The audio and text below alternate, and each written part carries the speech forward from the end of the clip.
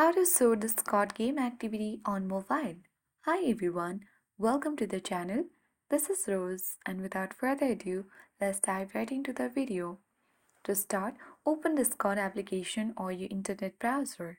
Then head over to thescott.com and make sure to log in already.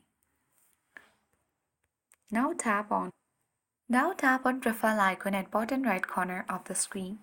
Select your icon at top right. Now choose the option for content and social. Once you land here, scroll down and make sure that you toggle the button on for activity status. Now come back. After that, you can easily come back to this profile feed and tap add a status at top left from your profile picture.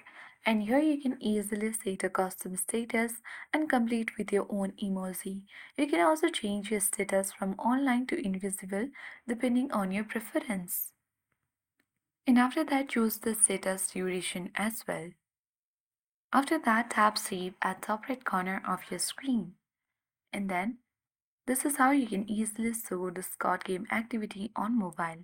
I hope this guide was helpful. If it was, then do like, share, comment, and don't forget to subscribe. Thanks for watching and see you in the next video.